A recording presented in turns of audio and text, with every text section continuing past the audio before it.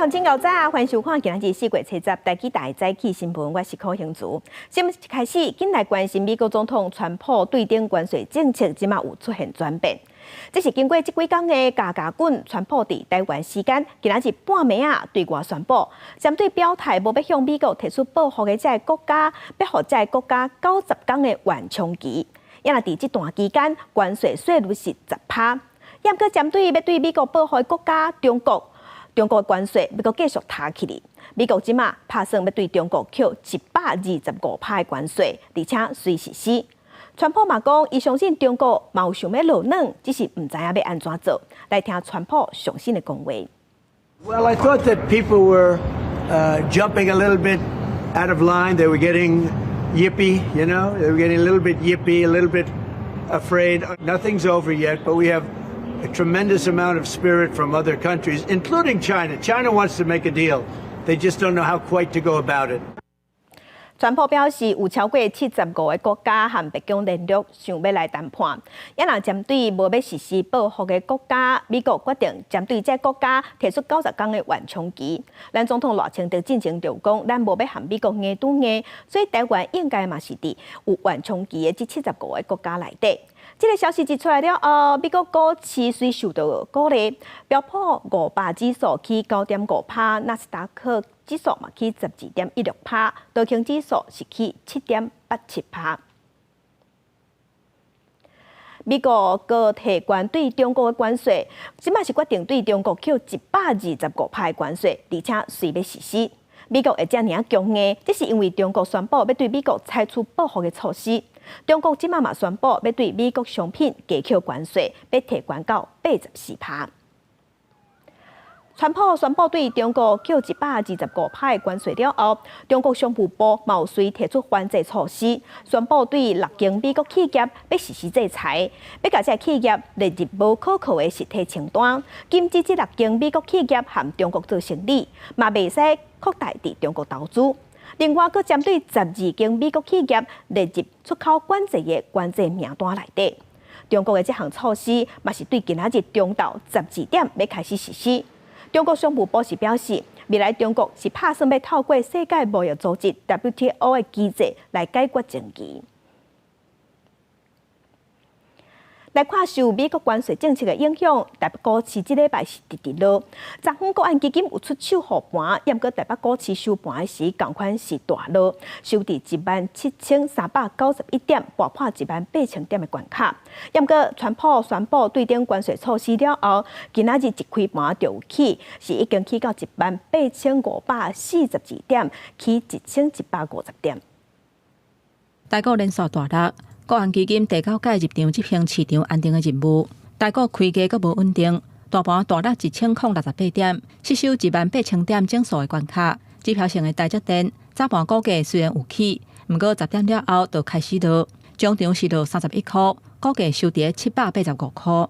国安基金的护盘，它还是有一定的短期信心上面的一个提振，但是不保证是这个国安基金进场就是最底部，行情的底部呢？还需要等这川普的这个关税的一个政策，看后续如何做发展。大跌的时候，有一些大户还不敢卖，怕要卖了以后跌得更凶。国安基金进场去搭台的时候，他就全部都丢给国安基金了嘛，他就可以少赔一点。若是台股，阿股的表现嘛是规个青顺顺，日经指数收盘大落要1300点，落要4%。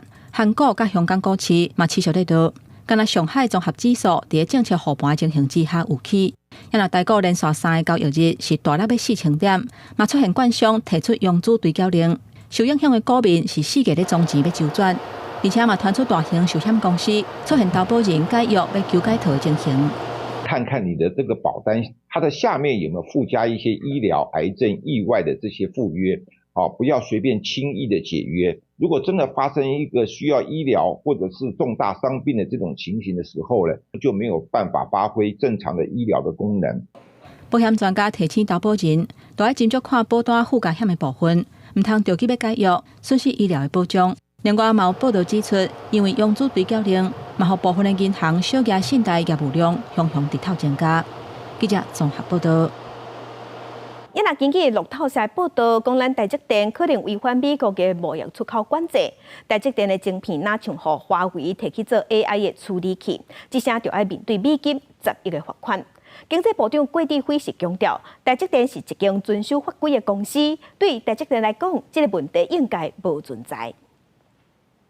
受到美国提关关税冲击，台积电连续3个交易日股价拢大落，就算采购个人基金入来护盘，台积电同款落到800块以下，收盘是785块，落31块。敢讲好个心酸记载袂掉啊！半导体很重要，人家知道，让你自己想拿它当盾牌哦，这是没有必要的事情。而且如果你认为说经济上的保障和稳定性可以保证你安全的话，你看乌克兰这句话就不会成立的。同时间，外国媒体路透社报道，因为台积电生产的晶片技术和华为导入 AI 的伺服器，更加面对10亿美金的罚款，传出美国商务部考虑对台积电做出更加大金额的处罚。对这台积电表示无要评论传言。经济部长郭志辉嘛认为这是无存在的议题。我想台积电是一个遵守各地法规的公司啦，经济部因为没有收到这样的这个讯息，所以我们不予评论。很可能是台积电已经遭到了美国华尔街秃鹰的狙击，也就是说，他们要刻意打压台积电的股价。像今天，其实川普政府就说了，如果台积电不加速去建厂的话，那美国政府就会给台积电继续科100%的关税。你看看这个针对性有多强？面对川普关税当局，都惊看动未来经济前景，台湾科技产业应该要安怎？我们只有等嘛，比如说我们卖 IC 的，后面苹果这些做系统的人，他说我也不知道要卖多少钱了，那怎么办？他说那你今天不要给我货，我们停，马上就没有收入啊。那你薪水发得出来吗？那银行会不会说你的这个融资我也立刻收伞了？要不然太危险了。那一收伞不是就又火上加霜了吗？所以这个就到后来，我们现在最流行的就是说，看你韧性有多强。罗志文表示讲，关税问题层级是真悬，是到国家的顶级，企业敢会当等政府来处理，加上目前无确定性是伤济，只会当先观察一下。记者综合报道。4月初，美国宣布要实施对顶关税了后，咱国内的传统产业嘛有受影响。这是台中丰原做 AI 业者无排除要休无薪假。另外，中华社头做鞋的工厂嘛已经接到对香港暂停出货的通知。经济学者就表示，传统产业要赶紧想办法，甲技术升级，做出品牌，才会当降低冲击。港人伫下底高价起跌，刷落来底部。台中丰原的这下抢购在运作，但是讲到要面对美国关税的冲击，业者讲压力是真大。已经那么难了，今天又碰到这个关税的问题，就很怕内销市场有老百姓又不消费。台中丰原本地是有真侪这下抢，但是真侪年来面对中国的倾销和中美贸易战的冲击，已经关足侪间。业者讲，目前一寡下抢已经是1礼拜休3天还是4天，这摆关税搁加重，无排除予20%的员工去放无薪假。伫咧中华社头，有卖仔工厂是已经接到美方的通知，讲订单暂时停止出货，产线嘛只会当先停工。现在突然变成加32%，那他们真的是感觉到呢，这样压力很大，而且呢比较困难，所以说叫我们暂时先不要出货。产业受到冲击，多工嘛会受影响。劳动部长洪新涵讲，即摆二股是以出口为主的团产受创上严重，尤其是以机械、汽车零组件、树冷、塑胶、石化、水五金上明显。伊讲会去关注这些企业的劳工，而且提出相关的补助方案。已经开始跟很多的工协会，也包括很多可能潜在会受影响的工会，已经开始联系，那密切掌握大家的这个产业里面状况，包括企业用人的状况。经济学者认为，讲台湾的传统产业长期是面对继续的竞争，劳动力走去外国，和产业空洞化，和大多数都是台港的品牌困境。这结构性的问题造成竞争力一直降，应该思考转型。企业自身的应变，还有从产业集体的升级，或是从政府政策的引导这双方面来改变它。关税政策它是一时的但是产业结构的脆弱才是根本的问题。学者认为讲，台湾的团扇过去成为转大效应受惠，但是这波关税的冲击是全球性的，会造成产品入去美国的条件变多，而且本地贸易规则嘛会防规的拍破，只有增强团扇的体质，再加上策略的调整，才会当进一步来应用度过这个困境。记者综合报道。其他消息，咱来关心天气。今日气象署是针对全台湾7个县市发布大雨特报，因为受方面的影响，雨是集中伫中部以北。咱来看分图。今日顶广播方面通过各地头落雨的机会拢有较悬，局部地区有短暂阵雨，也是雷公雨，尤其是中部以北雨会较粗，嘛有可能会出现短时间内的强降雨，而且有局部大雨会发生的机会。按算按到下晡方面通过了后，雨才会转好。即阵中部以北的山区、花莲、台东有雨300尔，其他的所在下晡就会转做多云的天气。一若温度的方面，中部以北、宜兰、花莲今仔日日时高温是25度至28度。南部、台东高温是29度至32度，嘛是感觉有小可热。各地头早暗低温大约是20度至22度。来关心伫拄则早起8点31分的时，花莲岛溪乡发生规模4.3的地震，上大震度是3级。一若昨在9点53分，宜兰所澳嘛发生规模5.8的地震，全台湾有19个县市拢有感觉咧摇。宜兰、花莲震度上大有4级。气象署的地震测报中心是表示，地震发生伫奥克兰外海泽的西平，是中侵站的地震，对地面的影响较细。有时候那个收银台那个。今次去翕到宜兰超市受源带摆啊摇来喊去，震一下。将被单介绍的民众也讲去，地区本身大家拢惊到，电环冲出柜台找所在比。地震摇了10几秒钟才停来，觉得头晕。头晕。对。有摇很久吗？摇多久？差不多10几秒左右吧。地震的时候先躲一下，等地震过之后再工作。最早早起9点53分，宜兰所澳发生规模5.8地震，上大震度4级，规个北台湾拢感受会到。宜兰县的武塔、花莲县的太鲁阁拢是上大震度4级。桃园、新北的新店、台中、新竹的竹东、彰化市拢是3级。国家级别警报伫咧地震了16点6秒钟就发出，迄当阵台北积分是赶紧停赛，好加赛又甲无明显，无人受伤。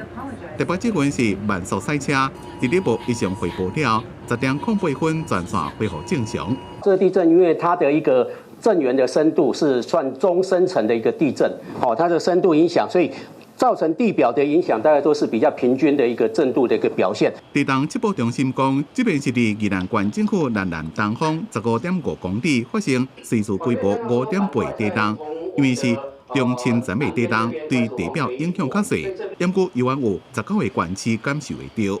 公司新闻采访报道。为什么时间会比较长呢？含乡亲同齐关心今仔日报纸的重点，咱先来看联合报。美国对顶关税大海啸影响全世界，咱的主计总处预估咱台湾今年经济成长率会大受影响。上海情形是无法度保持，经济成长率敢若剩1.64%。中银行即马嘛表示，咱国内的房市嘛有可能会受影响，所以呢会随时看状况来调整房市的管制措施。来看自由时报。西方情报机构有警告讲，中国安全部门当地利用一间网络安全公司来部署有害的行动装置。这是一款间谍应用程式，要来监控包括歹毒的人士、西藏维权倡议人士，还有北京认为敌对的人士。而且这款的威胁是愈来愈严重。来看中国时报。内政部进前是头解清查和中国有来往，而且来往真密切的一寡社团。昨昏宣布有22间办理两岸交流相关业务的社会团体，内底有19间拢无正常的运作，其中有6个社团无改善，即马已经依法解散。在野党是批评政府即马是在全面对杀，这不是民主国家应该有的作为。最近嘛有逼出民进党立法院的助理，也有民进党进前的党工，甚至总统府幕僚，拢牵涉强谍案。公安局长蔡明干昨昏伫立法院就表示，即马有一寡相关的案件正在侦办。伊嘛讲，目前这国安法不足的部分，即马政府拍算要修法，避免中国对台湾统战和渗透。了这个国会助理被渗透的事情，好，当然这事情也发生在我的前助理的这个身上。应聘进来的助理其实有涉及这国安问题，有没有办法去做一个警示？伫最近电力团队强调案，八组过前立法院长游锡堃的助理，一个几多位民进党立法委员助理性所兴，互检调进行了，虽然是20万交保，不过民进党立委也是真担心。问公安局是不是让协助建立安全查核机制？很愿意来提供我们国安单位的做法。那像我们局里面有180几个职务都有类似列为核密查核的对象。那在核密的过程当中，又有分甲级以及丙级。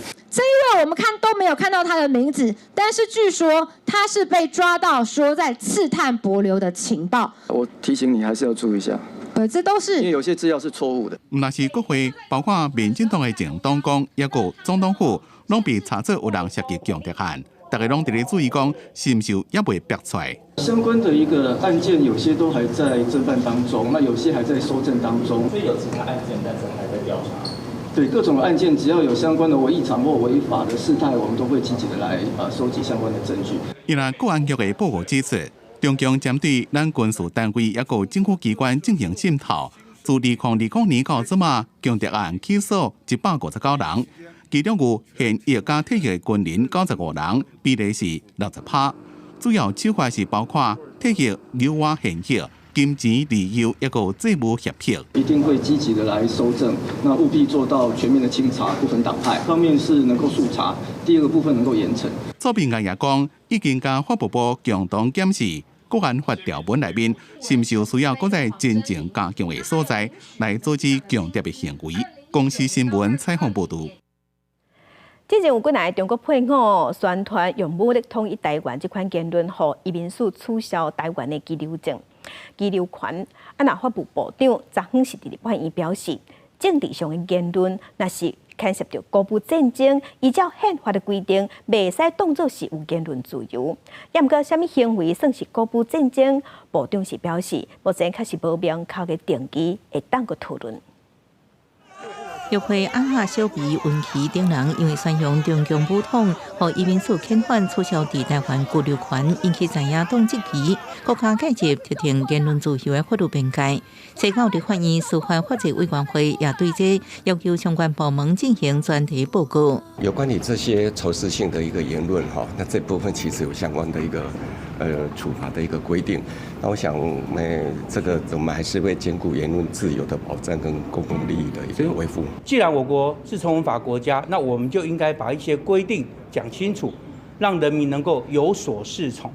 陆配议题军假最近有真济，已经摕到台湾身份证陆配所收到移民署通知，限期3个月内交付丧失原籍的证明，若无会面临撤销定期许可，甚至直接除户。所以移民署甲陆委会强调，用化条例自2004年修正施行就已经明定，不过民进党立委认为，这么大动作执法太过凊彩。那这20年来啊，有没有任何一件被你们注销的？有因为检举不注销，因为这样的一个原因没有缴交被注销的，有676人，676个。是，那你现在还有1万多个，你怎么办？你说依法行政，可是你实际上把人全部都卡在原地，那你当事人怎么办？其实我们陆委会跟移民署最近都接到很多的陈情电话啊，那有些的说他没有办法回去拿的理由，我们听起来是比较相对合理。但是有些其实并不是那么合理啊，所以这些陈情的理由五花八门，所以最后我们会跟移民署一起会商。都也引起陆配惊吓，陆委会表示，对有实际困难个案会提供必要的协助。移民署也已经设服务专线甲电子信箱，提供定情就案处理，强调兼顾执行妥当性甲人道的需求。公视新闻采访报道。国际新闻来关心，乌克兰总统泽伦斯基拜节时表示，乌克兰有料到2个参加洛西亚军队的中国公民，因即马已经和北京领导要求中国说明。那针对这件代志，中国和洛西亚也无回应。乌克兰军队掠到2个为中国来士兵，总统泽伦斯基已经要求中国解释，这是乌克兰当局第一摆指控中国向罗西亚提供军力。Ми взяли в полон китайських військових на території України. Відповідно, є документи, є їх паспорти, є навіть кредитні картки. Це громадяни Китаю.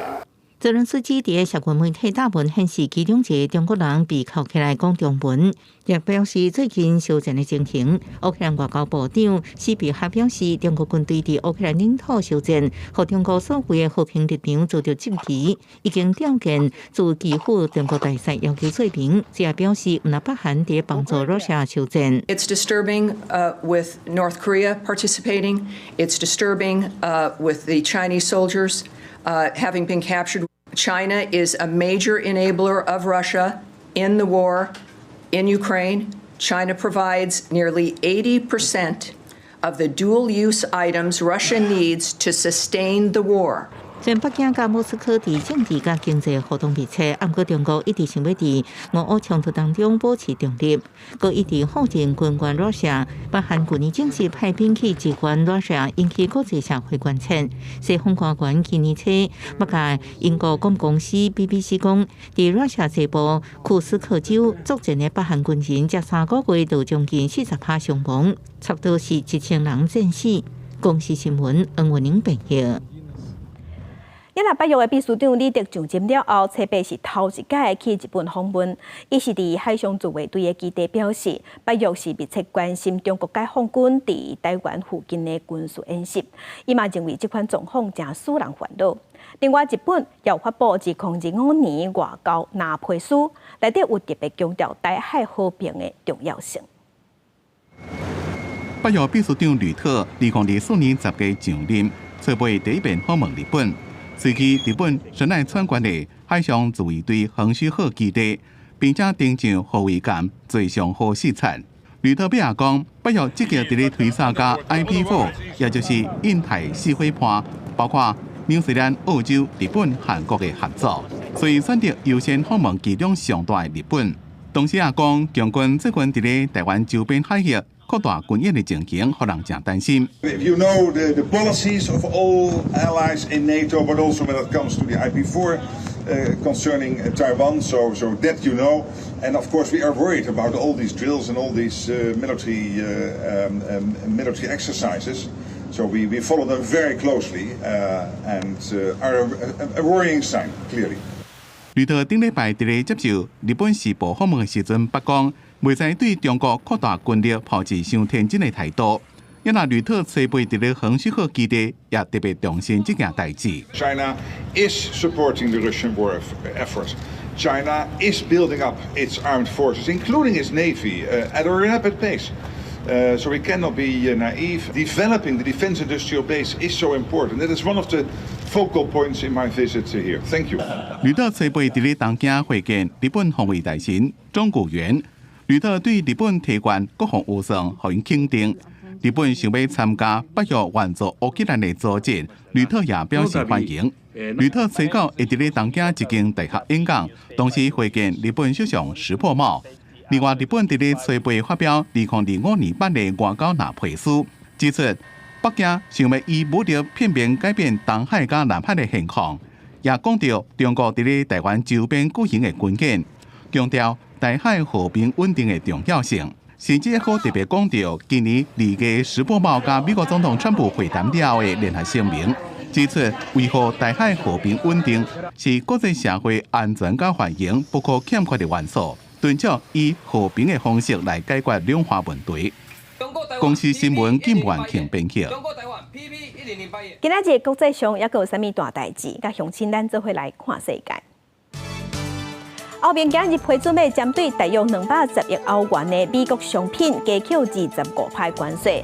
后面打算要用报复性的手段来回应美国总统川普提出对顶关税措施。那川普进前是打算讲要对后面的钢铁、阿鲁米加扣25%关税，所以后面这个报复措施按算4月15开始实施。来关心美国的联邦参议院有通过柯博吉出来做国防部政策处长的这项人事案。柯博吉是主张美军应该爱把战略的重点放在应对中国的挑战。伊认为台湾的安全关系美国的利益，若是失去台湾，会对美国来讲是一场灾难。伊认为美国爱做好准备，确保有能力来应对中国拍台湾。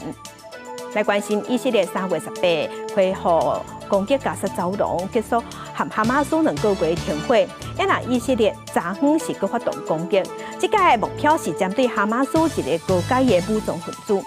加沙的民防局是表示，这届的攻击其实是去拍到一栋老瓦厝，有造成20个百姓死亡。镜头转来，咱国内来关心高雄桥仔头有一间旧衫回收厂昨昏发生公安意外，内底囤2-3层楼高的旧衫，熊规个放落来，甲一个工人翕伫内底，找到的是已经无喘气、无心跳，送病院救无回来。高雄的劳工局有到现场去稽查，发现这间旧衫是囤甲规堆，也毋过拢无做防护措施，即马已经依照治安法开发，嘛已经要求停工，而且会甲头家人的刑事责任送依法上班。高雄桥仔头一间旧衫的回收场，员工是着急甲心狂火刀，赶紧带消防员入去。找到早起传出公安事故，一个差不多60岁查某员工，伫处理衫的时阵，边仔贴甲2-3层楼高的旧衫，怎熊规个放落来，该戴伫下骹。有利用他们的这个工具这个把衣服来搬开另外再以徒手的方式来实施这个搜寻。消防员伫规大堆的旧衫内底，找到这个掉伫下骹的员工，不过已经无喘气、无心跳，送病院抢救也是不幸过往。家属知影这个消息是真伤心，也真生气。万滩回收场无做安全的措施。那么高的东西你怎么没有防护？最起码你要每一层衣服都要有一条布啦。有整理甲无整理的衫，全部拢贴甲2-3层楼悬。整理了后，外销去其他的国家再利用。现场并无区分作业区，衫踏甲遮尔悬，员工伫下骹咧做工课，若熊放落来就有风险。其他业者私底下表示，这种的是旧式的做法，即马大部分的回收场拢改用输送带，而且分区作业，确保人员的安全。原料存货区一定要固定，员工的作业区你都要区分出来，外销成品区你也要把它区分出来，不能混合在一起，这样很危险。堆放的物料没有采取绳索捆绑、护网、挡桩、限制高度或变更堆积等必要防止倒塌的设施而造灾，雇主违反《治安法》第6条第1项的规定，最高可处新台币30万元的罚款。劳工局派人去稽查了后，以治安法来裁罚，嘛下令业者都要停工，而且地检署追究头家的责任，嘛呼吁业者物件若要贴悬，都要另外固定或者是限制悬度，来维护劳工的安全。记者综合报道。台中新光3月的起步，即马台中的消防局已经公布鉴定结果，讲会爆炸主要原因是瓦斯爆炸。检方调查了后，发现迄层楼的瓦斯总开关根本就无紧，也若侦测瓦斯敢有外设备监测器嘛已经互拆掉。目前是传出讲有几若个伫现场的工作人员，互列做过失致死罪的被告。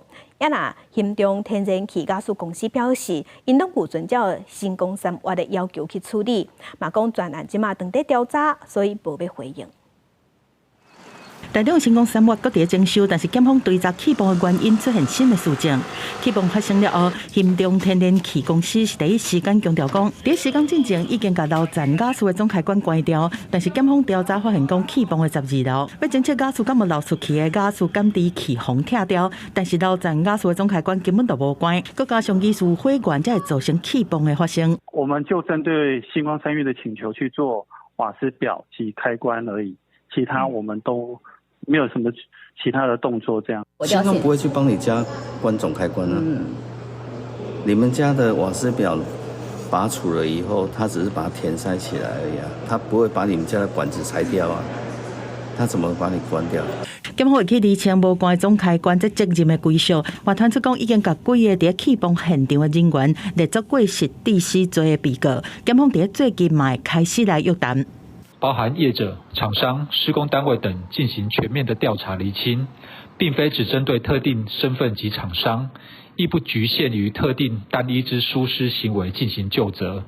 对于究责对象及范围，尚待侦查终结时能全盘认定。台中成功3月伫起崩了后，目前拢搁在停业，业者嘛向桃法局提出整体整建修复，一直到会当提供使用的计划。市府嘛证实讲已经收到，但是搁有相关资料必须要补件，卖加强辅导。桃法局讲，目前整体建筑已经进行到第3阶段建筑物的整建修复，不过成功3月甲当时还未完整提出整体的安全评估和专业签证。桃法局已经要求因保证，而且和专业技术来签证，而且经过备查了后，会当照计划来进行修复。记者综合报道。来关心新竹有一间幼稚园，即马是爆出讲那亲像是有苦毒囡仔的代志，这是有家长指控讲伊2岁的囡仔踮走廊后半点钟，结果学校的老师拢无人要插。学校这边有说明会室内强调已经有开会检讨，教育局嘛要求到保官要接受辅导课程。原本应该是囡仔欢喜上课幼儿园，却传出囡仔遭到冷暴力对待。有家长指控，干了2岁幼幼班囡仔竟然被一个人留伫个顶下骹半点钟，就算靠架伫涂骹救紧，也无人插。我们直到看影片才发觉，时间长达又有1节课有大概30分钟的时间，当中有2次老师还开教室门跟里面的老师对谈。后续校方就是有说，就是因为他们常看到小孩被关在外面，所以他们就以为我们的孩子又是一样的情况。家长讲原本爱上课，活泼的囡仔事后唔敢去上课，唔但惊入去校园，也变甲真无大行乌。伊讲分空事后，佮讲平常时也条囡仔被关伫外口，然后出面会室个说明。教室迄时阵有囡仔受伤爱处理，要囡仔爱换尿珠啊，老师才会关门防止囡仔走出去教室。他不是说一直就是嚎啕大哭，或者是大声的哭喊，都没有。那他也是就是哭个几分钟，然后呢就开始就是也有半哭半玩他鞋子这样子，所以老师来来去去可能就会没有发现。园方强调已经开检讨会，防止同款的情形发生。新竹县教育局是表示，经过审查小组完成调查报告，认定教保员确实有经济行为的违反教保服务人员条例进行，认为该教保员确有非属情节重大的情形。那本局也责成该园所对教保员必须接受本局开设的幼儿辅导管教相关课程。教育局也要求加强园内教保服务人员对囡仔行为通报意识甲人员管理，佮提报执行成果报告。记者综合报道。嘛是互家长指控不当管教，这是伫高雄一间国校啊，有家长指控讲，这拄读小学的囡仔去互老师削册包啊、扇喙皮，佮甲骂歹听话，而且老师佮甲囡仔讲，转去绝对袂使甲爸母斗，囡仔是惊甲唔敢去学校。顶个月已经转学，学校表示已经有通报，而且1礼拜内会开会处理。发文一句一句拢真生气。高雄一个家长册爸伫面册社团指控，囡仔读凤山一间国小1年，互老师削册包、拍面甲言辞暴力等，各项威胁，袂使转去厝甲爸母斗。当晚上接到他的时候，他的脸还是红肿的。跟孩子询问之后，才发现老师是从正面用力的打他的右脸颊，打完直接拎着他的头发，直接往走廊的方向去。老师将囡仔扭去办公桌边仔敬祝，家长坦白，囡仔较蛮皮，但无代表老师会使暴力对待囡仔，已经投诉教育部。顶个月车站嘛帮囡仔转校，写明转校理由是不懂管教。转学单上面我也很清楚的写。老师管教不当，帮我办理的那一位女教师，她在电脑上面提出的原因是改变环境，跟我写的完全不符。我后来完全没有接到校方任何的回应，完全没有，至今1个月了。面对指控，校方催告回应，前一暗才伫网络知影这件代志，并唔知影家长捌伫转校理由写不当管教，目前已经通报校安。透早问班上的学生，嘛讲无看到体罚的行为。老师在管教的过程当中，有一些拉扯的行为，询问，在班上是不是有扇耳光，或者是一些体罚的行为。那老师当下也是否认有这些情况。校方表示，这个老师年资大约20档，过去无不当管教记录，会对家长提出的不当管教等争议做调查，后续照教师法等规定处置。第1礼拜来开校事会议，讨论后续处理。公视新闻陈环宇、柯建俊高雄报道。根据现代妇女基金会的估计，逐年影像性暴力的被害人，敢若大人就有79万人受害，甚至讲这受害者内底10个月内底就有1个是因为去互偷翕的，看得出来影像性暴力的问题真严重，而且毋但发生伫大人身上，即马嘛传出有智能障碍的查某囡仔，伫社群平台交朋友，说互拐去翕无穿衫的影片。2礼拜前，佫一摆出庭，艺人黄子佼暂定拢无讲话。限日挑文案件，伊涉嫌非法持有超过2000部这个离校的性影像，官司使用者伫个理性心理。认罪吗？专案继续审理中，要外界关心未成年的性私密保护。不过，证表出有当事情的少女互诱骗翕这个性影像。家长会从孩子们的手机上面会看到，就是会有一些就是不雅的照片，因为他很渴望交朋友。所以他没有办法辨识说今天这个邀请到底是真心想要跟他交朋友，还是他蓄意的。接到家长求助，出来的囡仔伫社群平台交朋友，却是互网友引起翕无穿衫相片。当时经基金会分析，基本的日常关心是有心人伫培养信任基础了后，开始讲好听话甲骗，对换穿无同的衫裤，一步一步诱拐伊家己翕无穿衫相片互人，互认知功能较低，当时经囡仔落入去陷阱内底。让恶意收敛，停止影像性暴力。对着影像性暴力，现代妇女基金会发现，国内每10人就有1个大人自身的性私密影像，伫翕壁也是偷翕者无经过同意的情况下，互有心人摕到。更加估计每年的大人被害人大约有79万人。我持有你的影像，或者是我去购买，我这些消费者我并不罚。那不罚的状况之下，大家会不会再继续去观看、去购买？会啊！我希望在修法的这个层面，我们可以把成年的就是非法的性影像的这些持有跟观看的部分都能入罪。执法单位去年查到这类案件的嫌疑人，对警方的3200人，地检署起诉无到600人。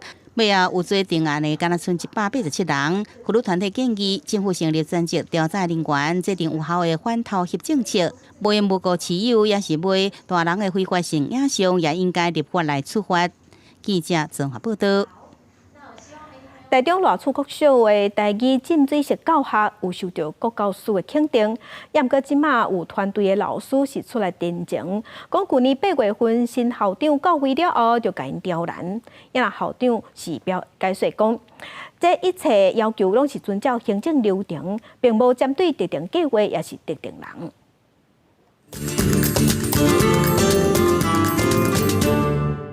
修好台语，修好台语。终止霸凌，终止霸凌。一年人伫台中市政府头前တင်情抗议，要求市府爱出来主持公道。赖厝国小台湾台语浸水式教学计划团队表示，因2021年开始参加国教署台湾台语浸水式的教学，互学生为生活、课程各方面来接触台语。但是2024年8月，新任校长到任了后，教学相关的计划执行、经费申请开始受刁难，质疑校长打压台语教学。调助连校长。伊一来就要开始停掉这个计划，用足侪方式来阻挡啊，所以阮就有足侪业务费拢无法度去来使用。核销的过程，校长一再针对我们说，我们的核销有问题不实。问题是，你如果核销，每一个社群应该都是一样，教师社群为什么一直针对我们？就是要让人家误会我们。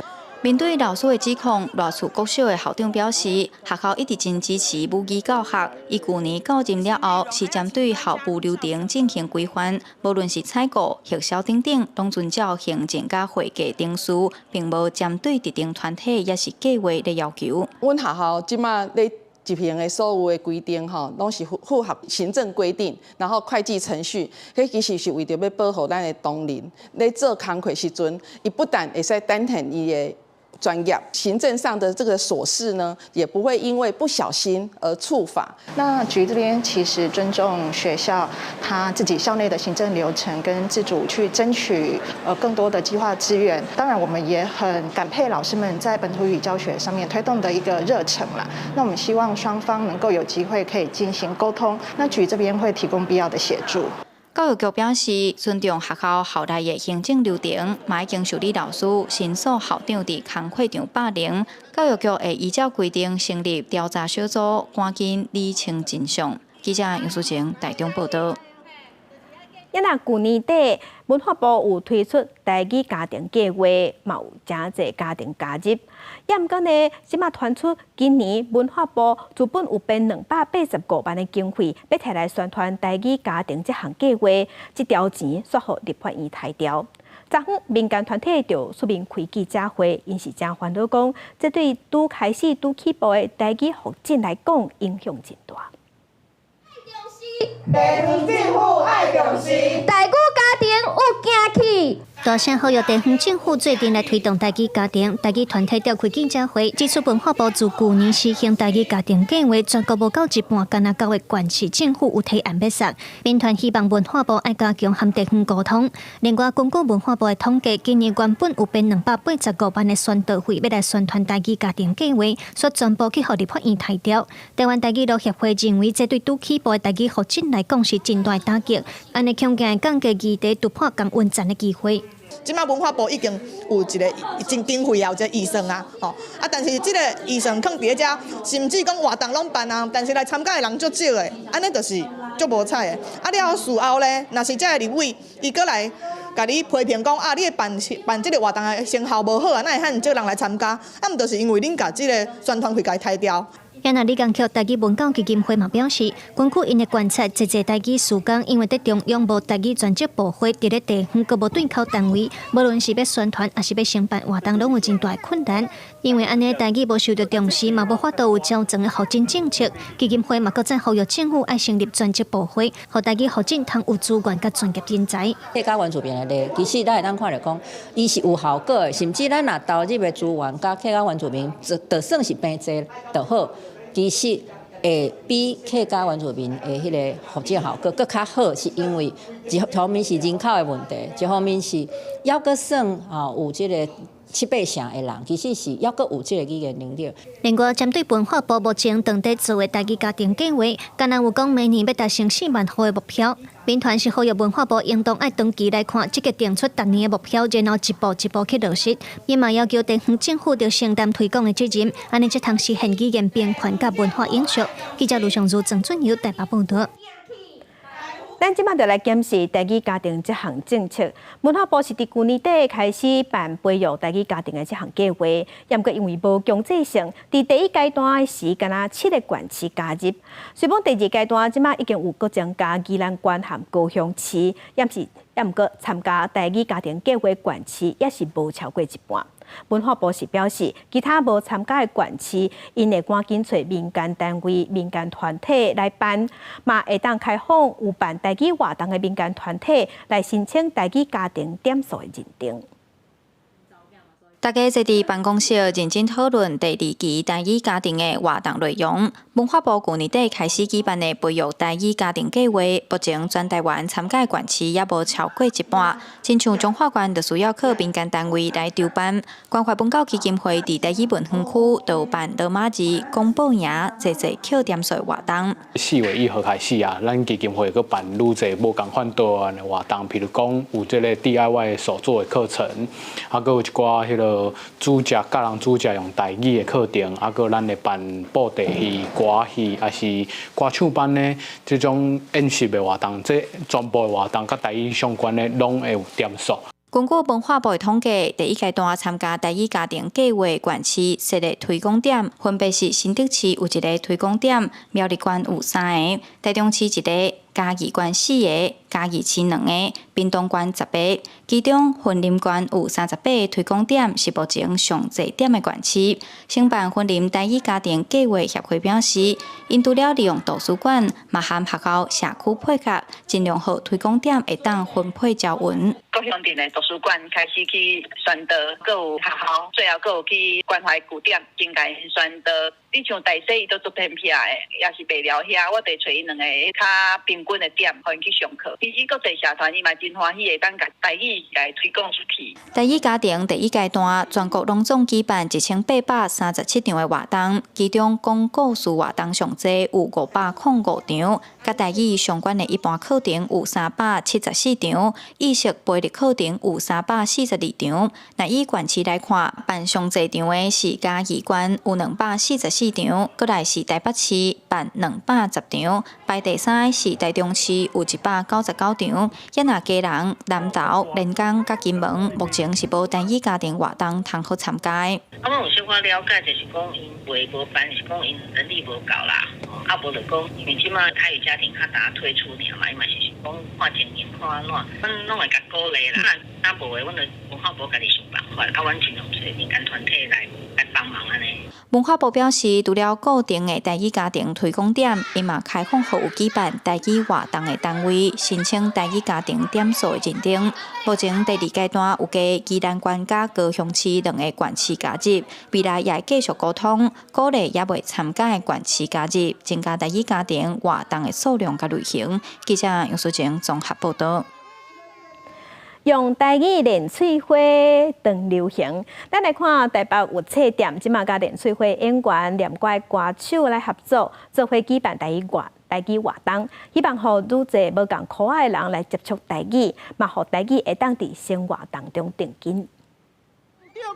毋是三票用大迄种音言，是种下善因，结下善缘，结出善果的善化咧，连牛肉汤哦。演员用台语练喙花，人甲节目评审甲其他演员拢喙笑目笑。当兵是作家，是会想，也是戏剧演员。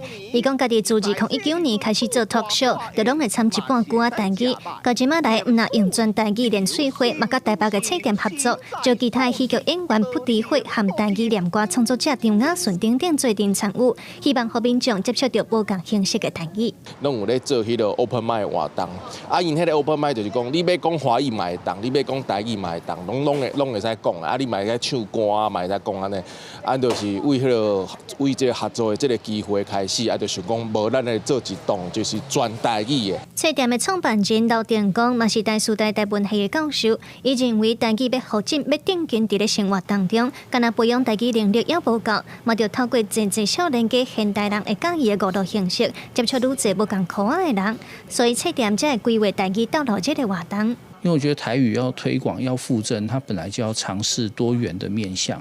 那个面向不可能只是出版或是正式的这种戏剧院的这种表演，它可以是更庶民的。那我们现在就在开发这种更生活面向的表演形式。册店拍算伫4月19用1天的时间，互来参与活动的民众通听到台语俗言、笑播歌，也佮有戏剧和念歌。刘定光毋望台语通对无共的实践，台语毋若会当讲严肃的代志，也通讲笑话，也通介优雅。伊认为，逐项拢爱有台语的功能和环境，才有法度行向正常化。记者卢尚珠、郑春友台北报道。来看台湾文学馆拜三有举办性别特展，展出作家柯妙珍、林奕涵的文学作品，也佮因过去关心性别议题、社会议题的日常记录。台湾文学馆是表示，希望透过这个特展来思考性别议题伫现代社会的重要性，嘛，互大家了解文学嘛是会当促进社会改革的力量。规排碰碰的空气包顶悬印文字，象征性别议题伫社会上的压力。这是台湾文学馆举办改编自真人真事的性别特点，现场展出1990年代作家区别丁甲少年作家林奕涵的文学作品。特点希望大家对这寡文学作品感受性别议题，对文字当中了解女性伫社会面对压迫甲暴力的情景，听到文学反抗的声音。林涵事件其实也跟Me Too 有相关性哈。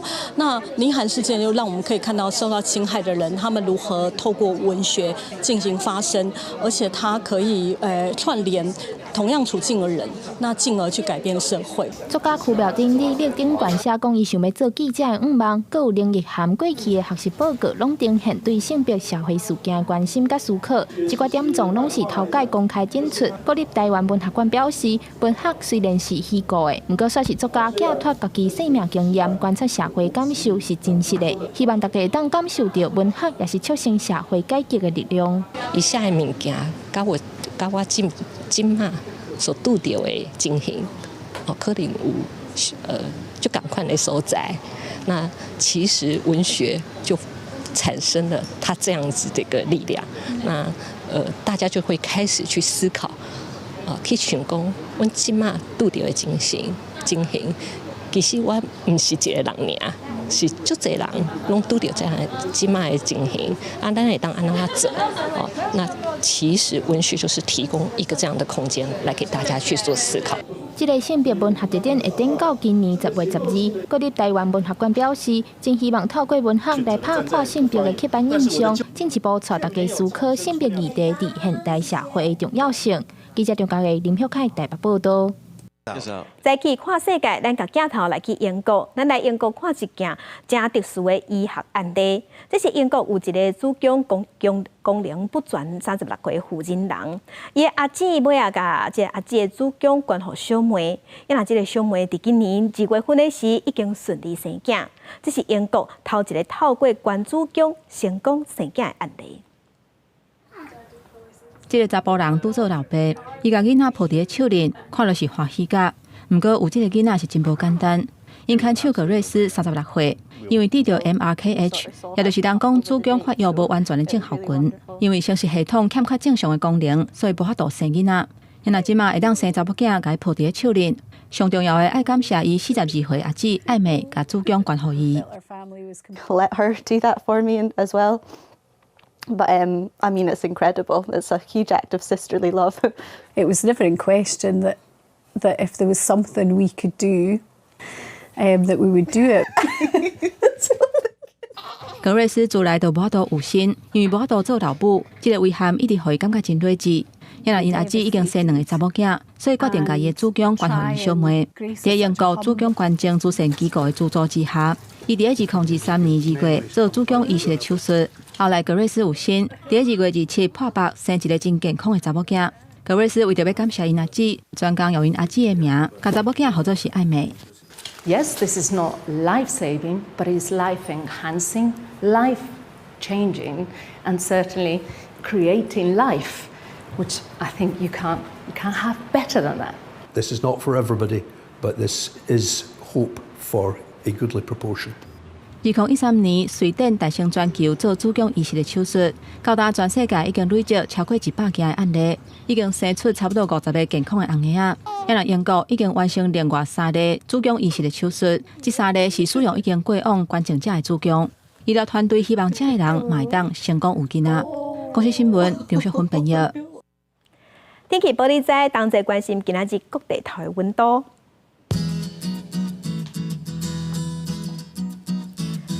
北部的温度上低19度，上悬26度；中部的温度上低21度，上悬28度；南部的温度上低22度，上悬31度；东部的温度上低20度，上悬32度。外岛的温度18度至27度。感谢乡亲收看，祝您平安顺心。明仔载早起9点，咱再会。